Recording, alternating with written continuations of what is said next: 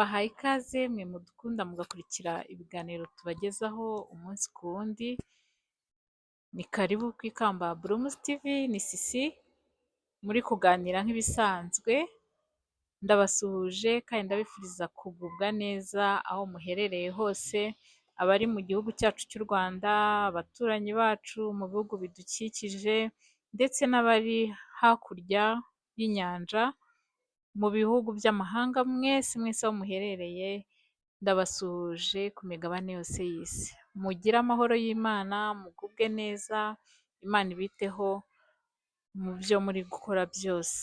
Abayisilamu ndabifuriza igisibo cyiza, abakatolike namwe ndabifuriza igisibo cyiza, abakirisitu muri rusange mukomeze mugubwe neza, umwami Imana abiteho, umwami Yesu abiyereke mu bito no mu binini hose, mukomeze kubona ukuboko kw'Imana mu buzima bwanyu.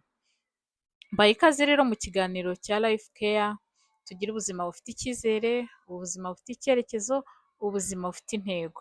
Ndakwifuriza kugira ubuzima burabya, ubuzima butanga impumuro nziza ku bantu bagukikije. Abantu bagukikije bagira umugisha kubera wowe, abantu bagukikije bagira amahoro, abantu bagukikije bagira umunezero, bakavuga ati ubwo Sisi ari kumwe natwe uyu munsi ntabwo uhisha amenyo, tugomba guseka, ubwo Sisi ari kumwe natwe nta muntu uri bwicwe n'inzara, ubwo Sisi ari kumwe natwe nta muntu agahinda kari buherane, nawe washyiraho izina ryawe, abagukikije, abo muri kumwe, abo mukorana, abo mwigana, abo mubana umunsi ku munsi, umunsi ku wundi, ni ukuri bakajya bumva impumuro yawe, bakumva ko uri umuntu ubaha ubuzima buzima. Mu buzima habaho abantu batandukanye, hari igihe usanga umuntu ahubuka akavuga ibyo abonye, akavuga atatekereje, akavuga atitaye ku bo bari kumwe, ugasanga nyine apfa kwivugira ibintu byose, ukibaza ese ibisubizo abihorana ku munwa biba bimeze bite? Hakabaho n'undi ukunda kwicecekera, hari undi ukunda kwicecekera, udahubagurika, utavugira undi muntu ari kuvuga ukumva ntamuvugira, mbese afite disipurine niko twabyita. Ariko buriya mu buzima guceceka cyane nabyo ntabwo ari byiza, ariko kumenya igihe ugomba kuvugira ni byiza cyane. Buriya guceceka cyane cyane iyo ucecetse bitanga amahoro y'umutima. Nta muntu wagucishamo ijisho, nta muntu wavuga ngo kanaka yavuze gutya na gutya. Umupfapfa iyo acecetse abantu bagira ngo ni umunyabwenge. Munyemerere tuganire ahantu ugomba kugera ugaceceka bitewe na situwasiyo urimo, bitewe mbese ahantu utagomba kwihutira kuvuga. Guceceka ugasanga nibyo bifite imbaraga kurusha uko wahita uvuga. Ahantu hambere ni igihe urakaye cyangwa igihe wishimye cyane. Igihe wumva ufite umunezero udasanzwe cyangwa ufite umujinya w'umuranduranzuzi, buriya ibyiza ni uguceceka aho kugira ngo uhite uvuga. Kuko ushobora gusanga hari ibintu byinshi wangije kubera amarangamutima yawe ari ku kigero cyo hejuru, ukaba wakomeretsa umuntu, wenda urakaye wari uri kunywa amazi, ukaba wafata ikirahure nk'iki ukaba wahita ugitera umuntu, bitewe n'uko urakaye ugahita utangira kuvuga kugira ngo wicecekere. Ariko muri cya gihe ucecetse uba uri kwiha umwanya wo gutekereza ikindi kintu wakora. Buriya gufata imyanzuro urakaye ngo ni bibi cyane, ni bibi cyane kuko ushobora kwicuza, ushobora kuvuga ati ibi ngibi byagenze gute. Ariko nanone igihe unezerewe cyane ku kigero cyo hejuru, nabyo ni byiza guceceka. Kuko akenshi nk'iyo utunguwe, hari abantu bagira bahita ugasanga ahise yifata ku munwa, nyine kuko aratunguwe swati mu buryo bwiza cyangwa mu buryo bubi. Aho kugira ngo agire ikintu avuga akaba yifashe yipfutse ku munwa akicecekera. Buriya ni geste nziza, ni ikikwereka ko mu gihe swati ufite ibyishimo byinshi cyangwa ufite ibyishimo bikeya, ugomba kubanza guceceka mbere yo kugira ikindi kintu uvuga. Kuko igihe utunguwe ni byiza guceceka kuko ushobora kuganzwa n'amarangamutima ukaba wakora ikintu kibi. Ariko cyangwa unezerewe cyane ukaba watanga inka kandi nta nka ugira, ukaba wakemerera umuntu imodoka nta bushobozi ufite bwo kuyimugurira. Kubera iki? Kubera ko wanezerewe, kubera ko wumva uguwe neza, kuko amarangamutima yawe ari ku kigero cyo hejuru, ntabwo ibintu uri kuvuga wumva ubasha kwikontorora. Icyo ni icya mbere. Ni ukuvuga ngo mu gihe urakaye cyangwa wishimye cyane cyangwa utunguwe, ibyiza ni ukwicecekera kurusha guhita uvuga. Ahandi hantu ha kabiri ushobora guceceka ni ahantu ubona ko uri umuntu mushyashya. Tuvuge ubonye akazi gashyashya muri kampani. Byiza ko utagenda nyine uhita uhubagurika, utangira kuvuga, utangira kubabwira ati ibi ngibi njyewe najya mbikora gutya, njyewe kampani yazazamuka kubera njyewe najya nkora ibi n'ibi.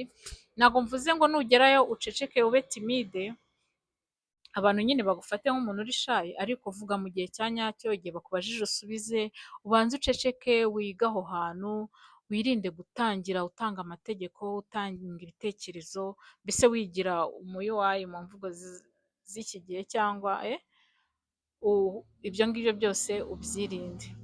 Wicecekere, noneho igihe nikigera uzagenda bya bitekerezo byawe ugenda ubishyira mu bikorwa, ugenda uhindura ibintu, ugenda babona impinduka kurusha uko wari kuvuga, ugasanga abantu bagufasheho za jambo, bagize ngo uri umuntu ushyanuka, bagize ngo uri umuntu ukunda kwimenyekanisha, bagize ngo uri umuntu ukunda kwishyira hejuru. Ibyiza ni ukwicecekera mu gihe uri mushya ahantu, kugira ngo batagira ukuntu bagufata. Urugero, wenda uri nk'umukobwa bakujyanye nko muri belle famille, iwabo w'umuntu mugiye kubana w'umufiyanse wawe, ukigerayo uhise utangira uravuze, baravuze, nawe urizihiwe, uravuze. Ibyiza ni ukuvuga mu rugero, byaba ngombwa kwicecekera aho bitari ngombwa, kuko hari n'igihe ushobora kuvuga ibintu bitari ngombwa kandi bikaba byakuzanira ingaruka mbi. Igihe cya gatatu nanone ni igihe watandukanye n'umuntu w'ingenzi mu buzima bwawe. Igihe utandukanye n'umuntu w'ingenzi mu buzima bwawe, ni ukuri ntabwo ari cyo gihe cyo gusakuza, cyo gushyira amaboko ku mutwe ngo wikorere amaboko ugende ubwira abantu bose, ugende utanga amatangazo, uhita utangira kubishyira kuri stati, upositinge, abantu bose bamenye ko watandukanye n'umuntu wari ufite akamaro ku buzima bwawe, abantu bose bamenye uko amarangamutima yawe ameze, cyangwa usange mutangiye kujya mwirirwa musubizanya. Ariko igihe watandukanye n'umuntu, icecekere, ubanze urebe. Buriya igihe igihe nyine ni igihe kijya kigenda ibintu byose kikabishyira ku murongo, ibibazo kikabikemura, urusaku kikarukuraho, ukajya kubona ukabona harongeye nyine haratuje, ubuzima buragarutse, kurusha uko wari gusakuza ukavuga ati burya murabizi, njyewe n'umugabo wanjye byagenze gutya, njyewe n'umushuti wanjye byagenze gutya, njyewe na best friend wanjye byagenze gutya. Ugasanga urasakuje, mugiye kwishyira hanze, mugiye kwishyira ku karubanda. Ni ukuri ntabwo ari byiza, ahubwo ifatira umwanya wawe, wicecekere, igihe kizagenda kibisobanura. Ikindi rero ni igihe wahinduye icyiciro cy'ubuzima. Igihe ubona wenda uri kuva mu bukene ujya mu bukire, ntabwo ari igihe cyo gusakuza, nacyo ni igihe cyo kwicecekera. Cyangwa ukabona nanone ubuzima burimo burasubira hasi, uri umukire, uri kubona bitari kugenda neza, uri kongera gukena, nabwo ntabwo ari igihe cyo gutanga amatangazo ngo ibintu byacitse bimeze gute. Ni igihe cyiza cyo guceceka, kuko usanga abantu benshi, cyane cyane abadukikije, hari abantu bishimira kukubona ubayeho ubuzima budahinduka, kukubona utateye imbere, kukubona imishinga yawe itari kugerwaho, cyane ko hari igihe uba warahubutse ukababwira ati njyewe ndumva uyu mwaka uzarangira nubatse inzu, uyu mwaka uzarangira mfite inzu, noneho ugasanga wishyize kuri pressure yo gushaka kugira ya nzu, kugira ngo ba bantu batazabona ko uri umuntu watsinzwe, batazabona ko uri umuntu udashoboye, batazabona ko uvuga ntushyire mu bikorwa. Hari abantu bajya banga nyine gutakaza icyizere cyabo cyangwa reputation yabo muri ubwo buryo, ukaba wajya mu madeni kugira ngo ba bantu batazakuvuga uko bishakiye, kugira ngo mbese ubemeze. Urumva wowe wishyize mu buzima buriho pressure. Kubera iki? Kubera ko rya terambere ryawe watangiye kurisakuza.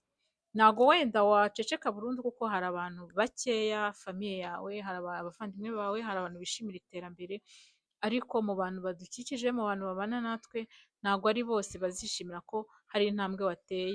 Hari abantu bishimira kukubona ukomeza usubira inyuma, usubira inyuma.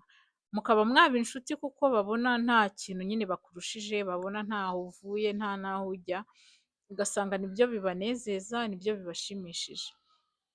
Rero nubona hari uri kugera mu gihe cy'iterambere, ibyiza icecekere, ibikorwa bizajya bigenda byivugira. Ikindi gihe cyiza cyo kwicecekera rero ni igihe undi muntu ari kuvuga. Muri mu nama se, muri ahantu nyine abantu bari gutanga ibitekerezo, ugasanga umuntu ari kuvuga, uhise ugira igitekerezo nturindiriye ko arangiza, uhise umuvugiramo. Ibyo bintu bituma n'ubundi igitekerezo cyawe abantu batari bugihe agaciro. Ntabwo ari byiza kunyura umuntu mu ijambo. Ibyiza ni uguceceka, nawe yaza kurangiza ukaba wafata umwanya nawe ugatanga igitekerezo cyawe kandi kikakirwa neza. Ikindi gihe cyiza cyo guceceka ni igihe uri mu bantu bataguha agaciro. Uri kumwe n'abantu bakurusha ubushobozi, uri kumwe wenda abantu nyine bakurusha amashuri, abantu bakurusha, mbese urabona ko hari icyiciro barimo wowe utarimo. Uri kumwe nabo wenda muragendana ariko ibitekerezo byawe ntabwo babiha agaciro. Aho kugira ngo rero uvuge igitekerezo cyawe kibe imfabusa, usange urababaye, usange ntabwo nyine ubaye amahoro, byaba byiza wicecekeye kurusha uko watanga igitekerezo bakagica amazi. Sinzi inkuru igeze kuba kuri TV1 ngo umuntu yagiye kugira inama umukire, bakajya abantu bahamagara bavuga ngo mbese ngo umuntu w'umukene ngo agira inama ate ngo umukire.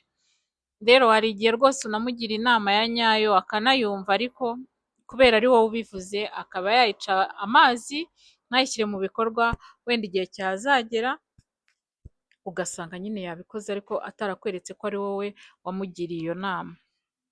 Igihe cyiza cyo guceceka ni igihe uri kuvuga ibintu ariko utari sure, utabizi neza, utabihagazeho.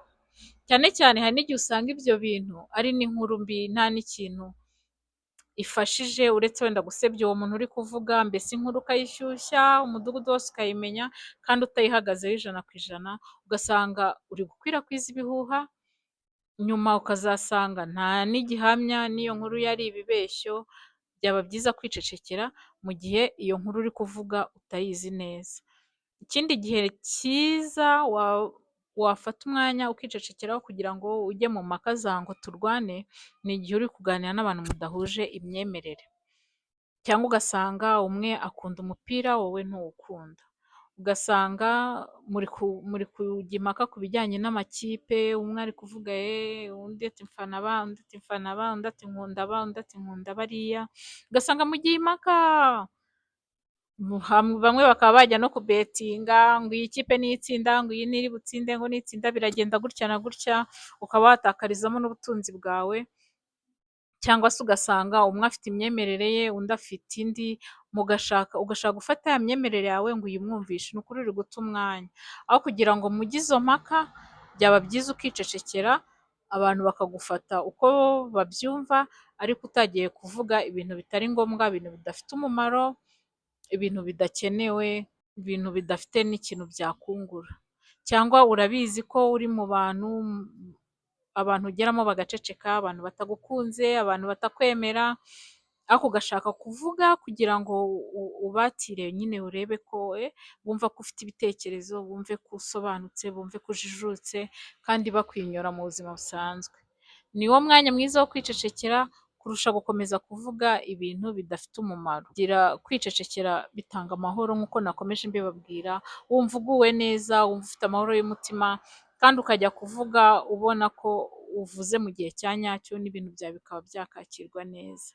Mwakoze rero kubana nanjye, mwibuke gukora subscribe, mukore share, mukore na like kugira ibiganiro byacu bigere ku bantu benshi. Imana ibahe umugisha, ndabakunda cyane, bye.